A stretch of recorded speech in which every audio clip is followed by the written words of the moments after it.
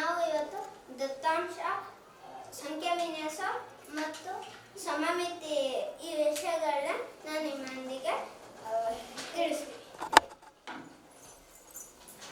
ಎಲ್ಲರಿಗೂ ನಮಸ್ಕಾರ.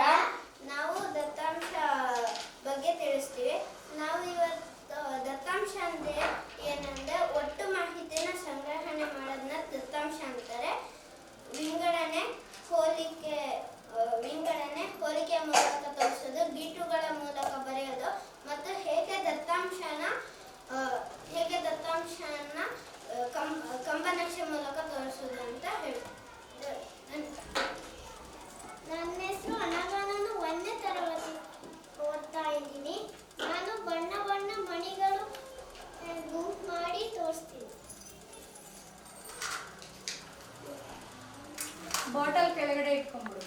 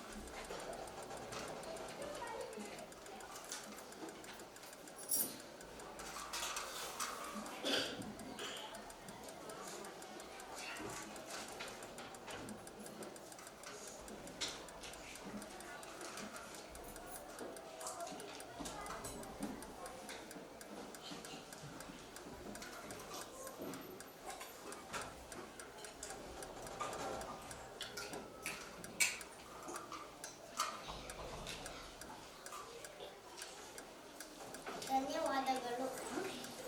ನನ್ನ ಹೆಸರು ವೈಷ್ಣವಿ. ನಾನು 2ನೇ ತರಗತಿ ಓದ್ತಾ ಇದ್ದೀನಿ. ಇವತ್ತು ಅನಾಗ ಮಾಡಿರೋ ಗುಂಪುಗಳಲ್ಲಿ ಯಾವ ಬಣ್ಣದ ಮಣಿ ಎಷ್ಟಿದೆ, ಯಾವ ಬಣ್ಣದ ಮಣಿ ಹೆಚ್ಚಿದೆ, ಯಾವ ಬಣ್ಣದ ಮಣಿ ಕಡಿಮೆ ಇದೆ ಅಂತ ಹೇಳ್ತೀನಿ. ಕಪ್ಪು ಮಣಿ 2 ಇದೆ, ಕೆಂಪು ಮಣಿ 3 ಇದೆ, ಹಳದಿ ಮಣಿ 4 ಇದೆ, ನೇರಳೆ ಮಣಿ 5 ಇದೆ, ಹಸಿರು ಮಣಿ 7 ಇದೆ, ಬಿಳಿ ಮಣಿ 9 ಇದೆ. ಬಿಳಿ ಮಣಿ ಹೆಚ್ಚಿದೆ, ಕಪ್ಪು ಮಣಿ ಕಡಿಮೆ ಇದೆ. ಧನ್ಯವಾದಗಳು. ಎಲ್ಲರಿಗೂ ನಮಸ್ಕಾರ. ನನ್ನ ಹೆಸರು ಪ್ರವರ್ಷಿ. ನಾವು 3ನೇ ತರಗತಿಯಲ್ಲಿ ಓದುತ್ತಿದ್ದೇವೆ. ನಾನೀಗ ಸಂಗ್ರಹಿಸಿದ ದತ್ತಾಂಶವನ್ನು ಈಟಿ ಪಟ್ಟಿಯಲ್ಲಿ ನಮೂದಿಸಿ ತಾಳೆ ನೋಡುವುದು ಎಂದು ತೋರಿಸುತ್ತೇನೆ.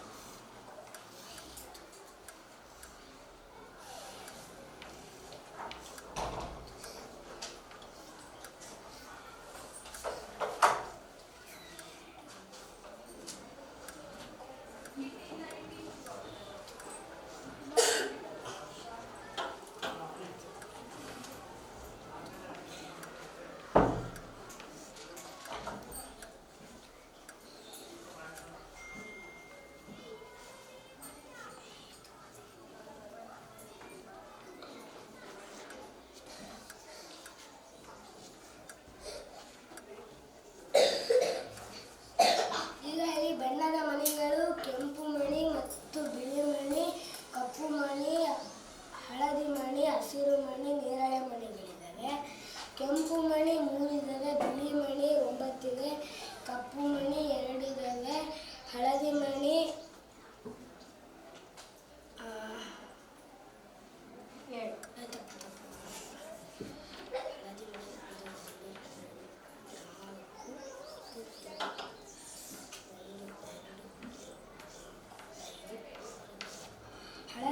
4 ಇದ್ದಾವೆ, ಹಸಿರು ಮಣಿ 7 ಇದ್ದಾವೆ, ನೇರಳೆ ಮಣಿ 5 ಇದ್ದಾವೆ, ಒಟ್ಟು 30 ಇದೆ. ನನ್ನ ಹೆಸರು ಹುರಿಯರ. ನಾನು 4ನೇ ತರಗತಿಯಲ್ಲಿ ಓದ್ತಿದ್ದೀನಿ. ನಾನಿವತ್ತು ಕಂಬನಕ್ಷೆ ಮೂಲಕ ಹೇಗೆ ದತ್ತಾಂಶವನ್ನು ಬರೆಯೋದು ಅಂತ ತೋರಿಸ್ತೀನಿ. ಇಲ್ಲಿ ಕೆಂಪು ಮಣಿ 3 ಇದೆ, ಅದಕ್ಕೆ ನಾನು 3 ತನಕ ಗೆರೆ ಎಳೆದಿದ್ದೇನೆ. ಬಿಳಿ ಮಣಿ 9 ಇದೆ, ಅದಕ್ಕೆ ನಾನು 9 ತನಕ ಗೆರೆ ಎಳೆದಿದ್ದೇನೆ.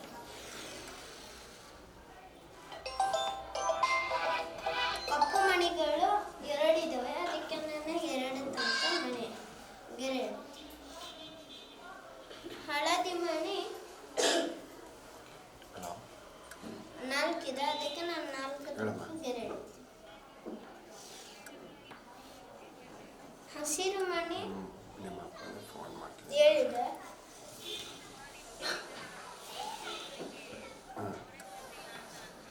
ಯಾರು ನೇರಳೆ ಮನೆ 5 ಇದೆ. ಹೇಳಿದ್ರೆ ಸಾಕು, ನಾನೇ ಬರ್ತೀನಿ. ಫೋನು ಮಾಡಿದ್ನಲ್ಲ.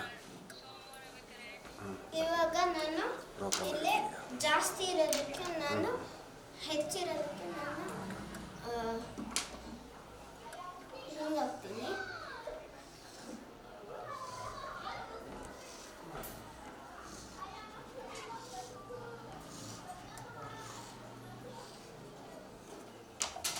ಯಾವುದು ಕಡಿಮೆ ಇದಕ್ಕೆ ಅದಕ್ಕೆ ನಾನು ಕಡಿಮೆ ಇರೋದಕ್ಕೆ ಮೆಣಸಿನ.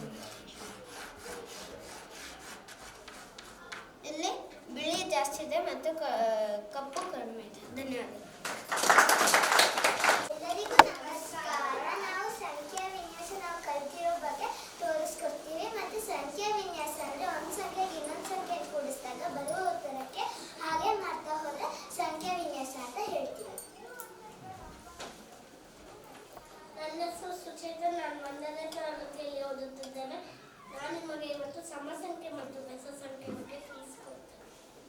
ಸಮಸಂಖ್ಯೆ ಅಂದರೆ ಎಲ್ಲರಿಗೂ ಪೂರ್ಣವಾಗಿ ಭಾಗವಾಗಿ ಹಂಚಕ್ಕೆ ಆಗೋದನ್ನು ಸಮಸಂಖ್ಯೆ ಅಂತ ಕರೀತಾರೆ. ಬೆಸ ಸಂಖ್ಯೆ ಅಂದರೆ ಎಲ್ಲರಿಗೂ ಪೂರ್ಣವಾಗಿ ಭಾಗವಾಗಿ ಹಂಚಕ್ಕೆ ಆಗದೇ ಇರುವುದನ್ನು ಬೆಸ ಸಂಖ್ಯೆ ಅಂತ ಕರೀತಾರೆ. ಉದಾಹರಣೆಗೆ ಸಮಸಂಖ್ಯೆ 2, 4, 6, 8. ಅವ್ನು ಇಲ್ಲಿ ನೋಡೋದು ಆ ಕಡೆ. ಬೆಸ ಸಂಖ್ಯೆಗೆ 1, 3, 5, 7, 9. ಇನ್ನೊಂದಕ್ಕೆ 3 ಬೆಸ ಸಂಖ್ಯೆಗಳು. 2ನೇ ತರಗತಿಯಲ್ಲಿ ಓದ್ತಾ ಇದ್ದೀವಿ. ನಾನು ಇವತ್ತು ನಿಮಗೆ ಬೆಸ ಸಂಖ್ಯೆ, ಸಮಸಂಖ್ಯೆ, ಸಮಸಂಖ್ಯೆ, ಬೆಸ ಸಂಖ್ಯೆ, ಸಮಸಂಖ್ಯೆ, ಬೆಸ ಸಂಖ್ಯೆ ಕೊಡಿಸಿದ್ರೆ ಏನಾಗುತ್ತೆ ಅಂತ ತೋರಿಸ್ಕೊಡ್ತೀನಿ. ಇವಾಗ ನನ್ನ ಹತ್ರ 3 ಬೀಜ ಇದೆ, ಅದರ ಎದುರುಗಡೆ 5 ಬೀಜ ಇದೆ. ಎರಡನ್ನೂ ಸೇರಿಸ್ತೀನಿ. ಆವಾಗ ಅಲ್ಲಿ 8 ಬರುತ್ತೆ. ಹಾಗಾದರೆ ಬೆಸ ಸಂಖ್ಯೆ ಕೊಡಿಸಿದ್ರೆ ಸಮಸಂಖ್ಯೆ ಬರುತ್ತೆ. ಅದರ ಹತ್ರ 4 ಬೀಜ ಇದೆ, ಅದರ ಎದುರುಗಡೆ 4 ಬೀಜ ಇದೆ. ಎರಡನ್ನೂ ಸೇರಿಸ್ತೀವಿ. ಆವಾಗ 8 ಸ್ವಲ್ಪ ಜಾಗ ಕೊಟ್ರೆ ಸಮಸಂಖ್ಯೆನೇ ಬರುತ್ತೆ. ಅದರ ಇಲ್ಲಿ 3 ಬೀಜ ಇದೆ, ಅದರ ಎದುರುಗಡೆ 4 ಬೀಜ ಇದೆ. ಎರಡನ್ನೂ ಕೂಡಿಸ್ತೀವಿ. ಇವಾಗ 7 ಬಂತು. ಅಂದರೆ ಬೆಸ ಸಂಖ್ಯೆ, ಸಮಸಂಖ್ಯೆ ಕೂಡಿಸಿದ್ರೆ ಬೆಸ ಸಂಖ್ಯೆನೇ ಬರುತ್ತೆ. ಧನ್ಯವಾದಗಳು. ಬರತ್ತೆಂದರೆ ನಾವಿವತ್ತು ನಿಮಗೆ ಸಂಖ್ಯೆ ವಿನ್ಯಾಸ ನಿಮಗೆ ಆಗ್ತದೆ.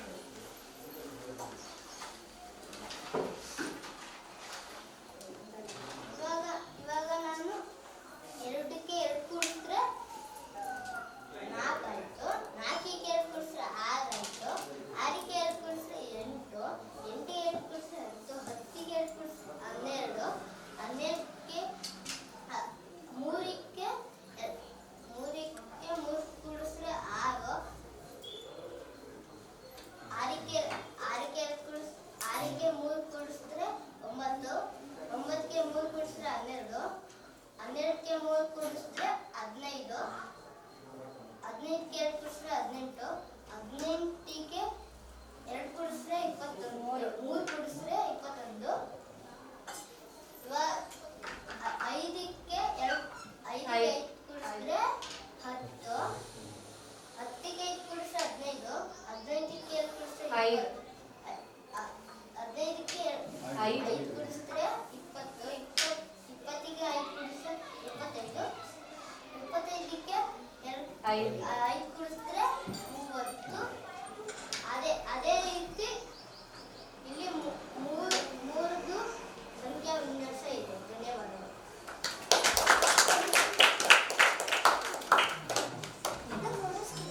ಭರತ್ ಪೆನ್ ಕೊಟ್ಬಿಡ.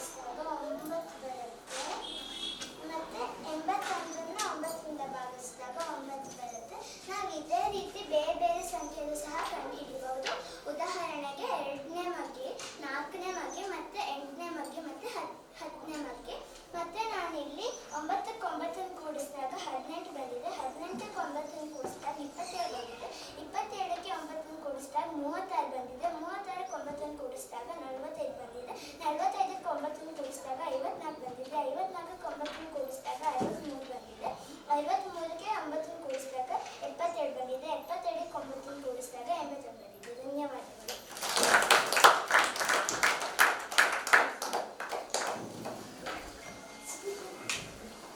ಎಲ್ಲರಿಗೂ ನಮಸ್ಕಾರ. ನಾವಿವತ್ತು ನಿಮಗೆ ಸಮಮಿತಿ ಬಗ್ಗೆ ತಿಳಿಸ್ಕೊಡ್ತೀವಿ. ನನ್ನ ಹೆಸರು ಪರಿವರ್ತನೆ. ನಾನು 1ನೇ ತರಗತಿ ಓದುತ್ತಿದ್ದೇನೆ. ಇದು ಒಂದು ಆಯತದ ಹಾಳೆ. ಅದನ್ನು ನಾನು ಮಡಿಸಿ 2 ಕಡೆನೂ ಆಯತ ಬಂತು. ಹಾಗಾಗಿ ನಾವು ಇದನ್ನು ಸಮಮಿತಿ ಅಂತ ಕರೆಯುತ್ತೇವೆ. ಎಲ್ಲರಿಗೂ ಧನ್ಯವಾದ. ನನ್ನ ಹೆಸರು ಸೂರ್ಯ. 4ನೇ ತರಗತಿ ಓದ್ತಾ ಇದ್ದೀನಿ. ನಾನಿವತ್ತು ಅರ್ಧ ಭಾಗ ಇರೋದನ್ನ ಫಿಲ್ ಮಾಡೋದನ್ನ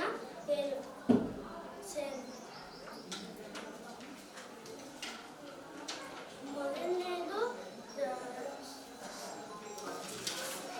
ಮಳ್ಳಿ. ಅದನ್ನ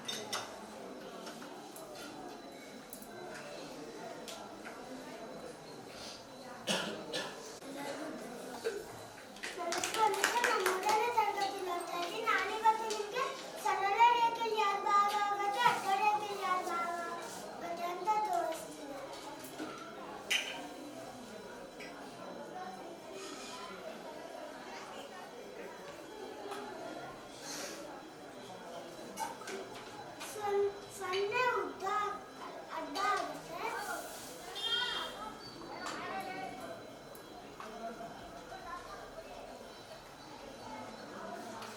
ಎಮ್ಮೆ ಉದ್ದ ಆಗುತ್ತೆ. ಧನ್ಯವಾದ.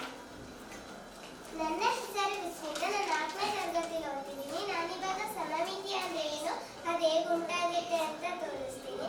ಸಮಮಿತಿ ಅಂದ್ರೆ ಯಾವುದೇ ಒಂದು ರೇಖೆಯ 2 ಕಡೆಗಳಲ್ಲಿರೋ ನಿಯಮಿತ ಸಮತೋಲನವುಳ್ಳ ವ್ಯವಸ್ಥಿತ ರಚನೆಯನ್ನು ಸಮಮಿತಿ ಎನ್ನುತ್ತಾರೆ. ಸಮಮಿತಿಯನ್ನು ಉಂಟು ಮಾಡುವ ರೇಖೆಯನ್ನು ಯಥಾಪ್ರಮಾಣ ಅಕ್ಷ ಆಕ್ಸಿಸ್ ಆಫ್ ಸಿಮೆಟ್ರಿ ಎನ್ನುತ್ತಾರೆ. ನಾನಿವಾಗ ಅದು ಹೇಗೆ ಉಂಟಾಗುತ್ತೆ ಅಂತ ತೋರಿಸ್ತೀನಿ. ನನ್ನ ಹತ್ರ ಇಲ್ಲಿ ಒಂದು ಚೌಕದ ಹಾಳೆ ಇದೆ. ನಾನು ಇದನ್ನ ಹೀಗೆ ಮಡಿಸ್ತೀನಿ. ಅವಾಗ ಇಲ್ಲಿ 2 ಯಥಾ ಪ್ರಮಾಣ ಅಕ್ಷ ಬಂತು.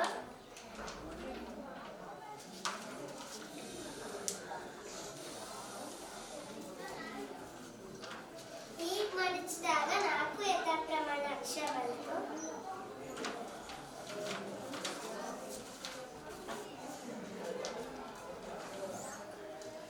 ಹೀಗೆ ಮಡಿಸಿದಾಗ 6 ಯಥಾ ಪ್ರಮಾಣ ಅಕ್ಷ ಬಂತು.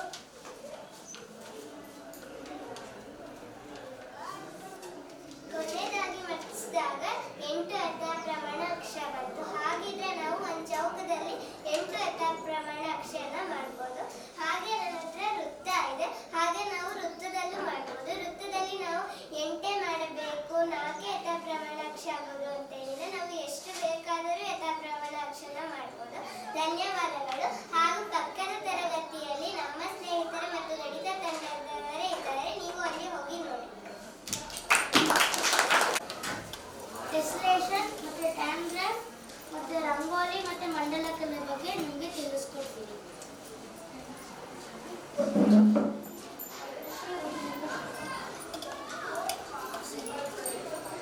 ಎಲ್ಲರಿಗೂ ನಮಸ್ಕಾರ. ನಾವು ಟೆಸ್ಲೇಷನ್ ಬಗ್ಗೆ ನಿಮಗೆ ತೋರಿಸ್ಕೊಡ್ತೀವಿ. ನನ್ನ ಹೆಸರು ಶ್ರೀವಿದ್ಯಾ. ನಾನು 1ನೇ ತರಗತಿ ಓದ್ತಾ ಇದ್ದೀನಿ. ಈಗ ನಾನು ಆಕಾರಗಳನ್ನ ಅಂತರ ಇಲ್ಲದೆ ಜೋಡಿಸೋದು ಹೇಗೆ ಅಂತ ತೋರಿಸ್ಕೊಡ್ತೀನಿ.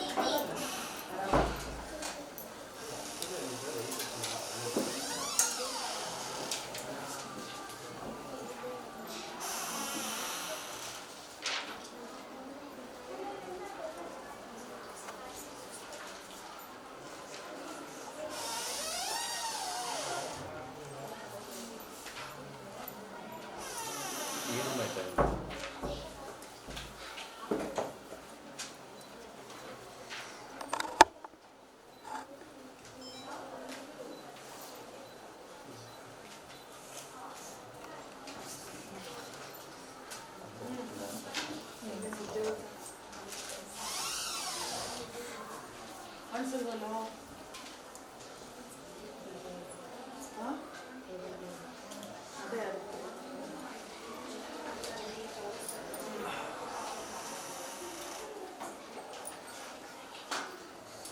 ಸರ್ ನೀವು ಸ್ವಲ್ಪ ಲೆಫ್ಟ್ ಸರ್, ನೀವು ಲೆಫ್ಟಿಗೆ ಬನ್ನಿ ಹಾಂ.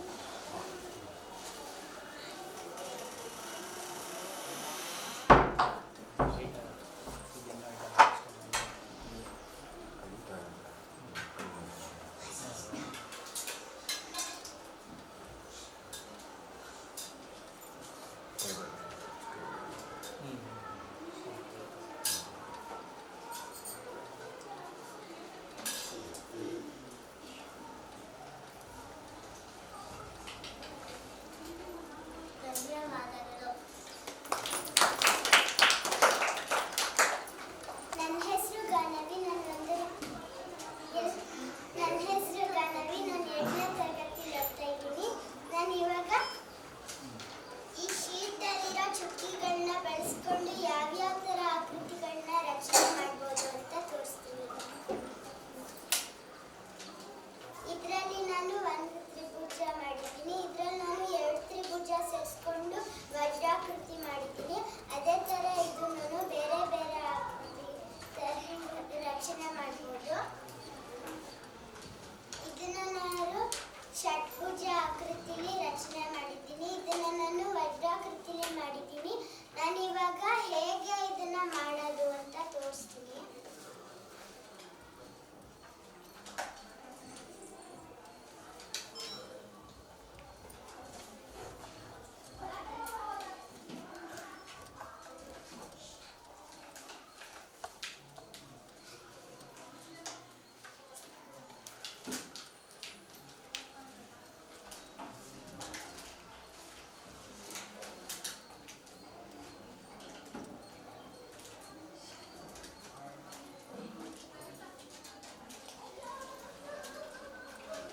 ಇಲ್ಲಿ ಇವಾಗ ಷಟ್ಭುಜ ಆಕೃತಿ ಬಂದಿದೆ.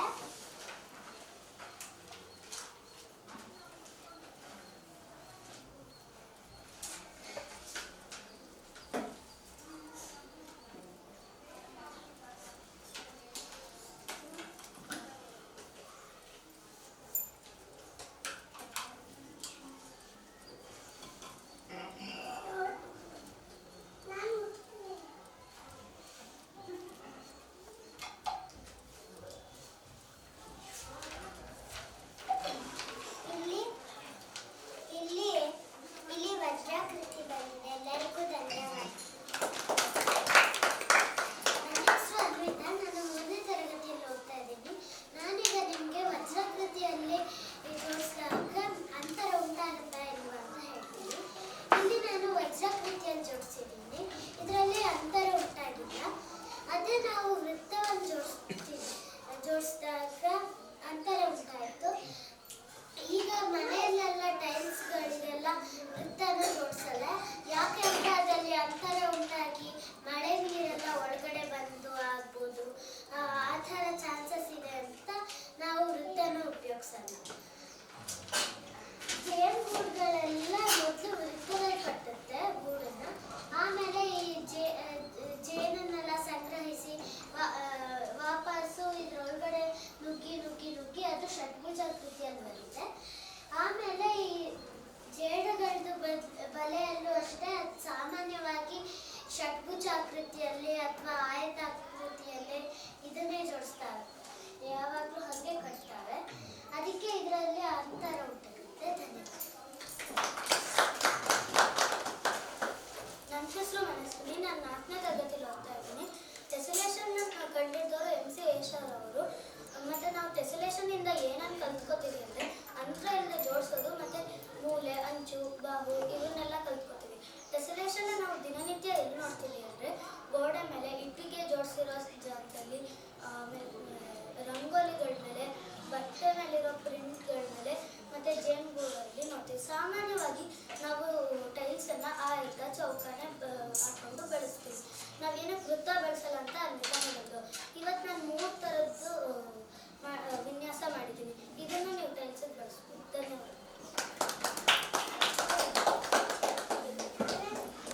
ನಮಸ್ಕಾರ.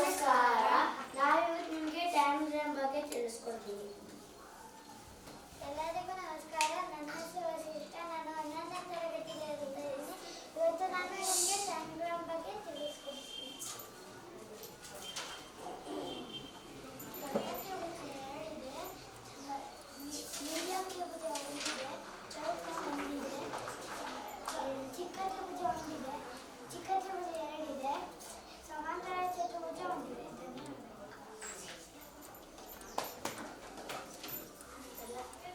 ನನ್ನ ಹೆಸರು ಅಭಿತ್, ನಾನು 2ನೇ ತರಗತಿಯಲ್ಲಿ ಓದುತ್ತಿದ್ದೇನೆ. ನಾನು ಇವತ್ತು ಡಯಾಗ್ರಾಮ್ ಮೂಲಕ ಆಕೃತಿಗಳನ್ನು ಹೇಗೆ ಜೋಡಿಸಬಹುದು.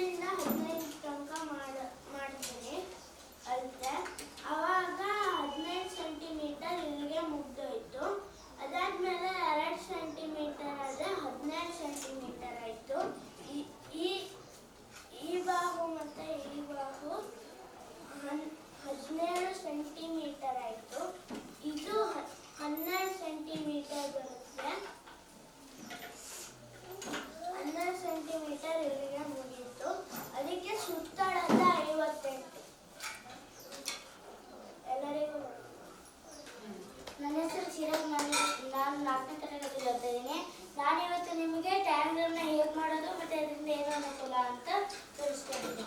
ನಾವು ಫಸ್ಟು ಚೌಕಾಕೃತಿದು ಒಂದು ಶೀಟ್ ತಗೋಬೇಕು, ಅದನ್ನು ಮಧ್ಯಕ್ಕೆ ಮಡಿಸ್ಕೊಂಡು ಕಟ್ ಮಾಡಬೇಕು. ಆಗ ನಮಗೆ ಇದು ದೊಡ್ಡ ತ್ರಿಭುಜ ಸಿಗುತ್ತೆ.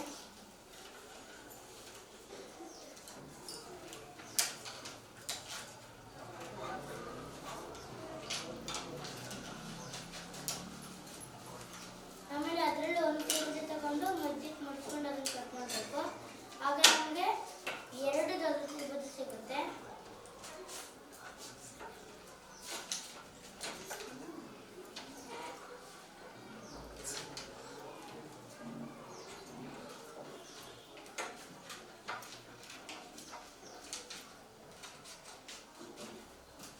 ಆಮೇಲೆ ಇನ್ನೊಂದು ತ್ರಿಭುಜದಲ್ಲಿ ನಾವು ಈ ಕಡೆ ಮೇಲುಗಡೆ ತುದಿಯಿಂದ ಈ ಕಡೆ ಅಡ್ಡ ಲೈನ್ ತಕ್ಕ ಮಡ್ಕೊಂಡು ಕಟ್ ಮಾಡಬೇಕು.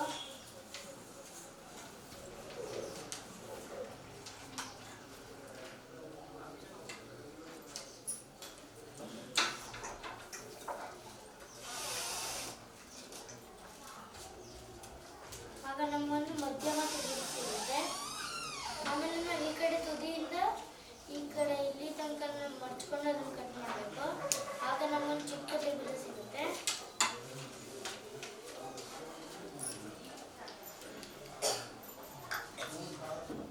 ಆಮೇಲೆ ನಮ್ಗೆ ಚೌಕ ಸಿಗೋಕ್ಕೆ ಇಲ್ಲಿಂದ ಇಲ್ಲಿ ತನಕ ಮಡ್ಚ್ಕೊಂಡು ಅದನ್ನು ಕಟ್ ಮಾಡಬೇಕು.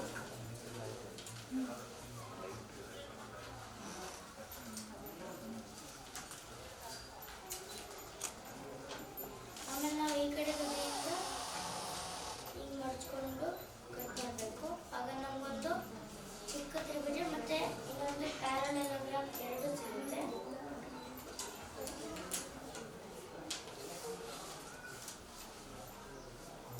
ಚಿಕ್ಕ ತ್ರಿಭುಜ, ಇದು ಪ್ಯಾರಲೆಲೋಗ್ರಾಮ್.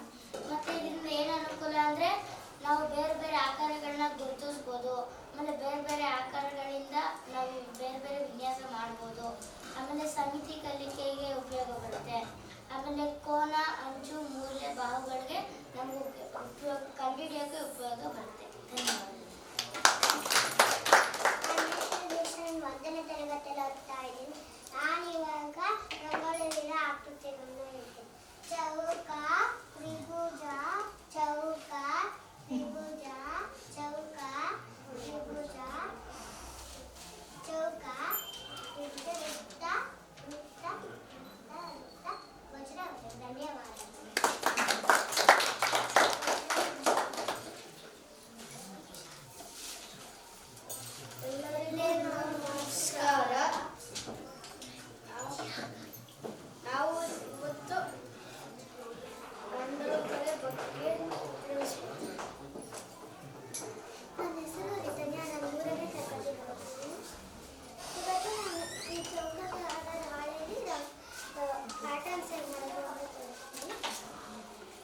ಸೌಕರ್ಯ ಹಾಳೆ ತಗೊಂಡಿದ್ದೀನಿ.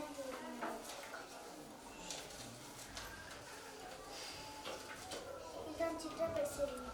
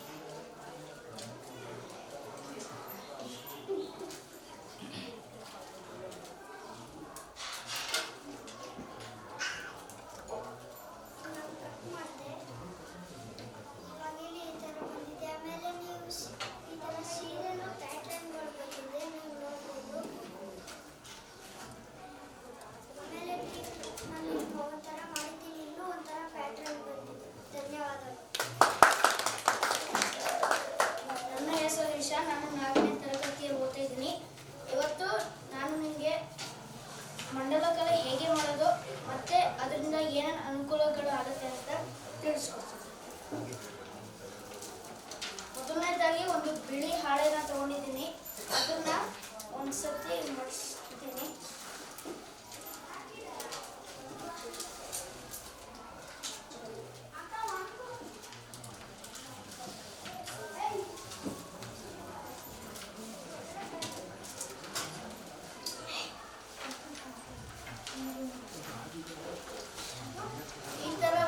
ಮಡಿಸಿದಾಗ ಈ ತುದಿಯಿಂದ ಈ ಕಡೆ ತುದಿವರೆಗೆ ಗಮ್ ಹಾಕಬೇಕು.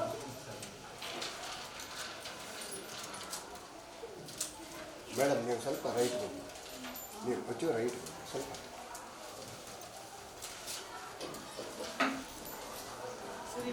ಓಕೆ.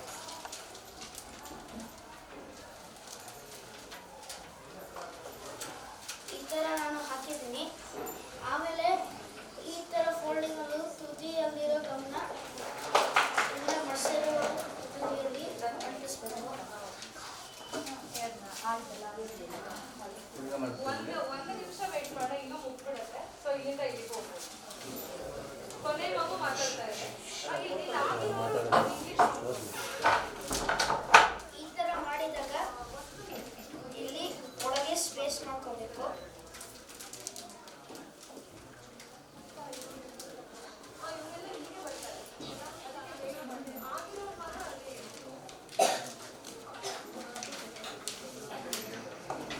ಒಳಗೆ ಸ್ಪೇಸ್ ಮಾಡ್ಕೊಂಡಿದ್ದಾಗ ಇದನ್ನ ಮಡಿಸ್ಬೇಕು.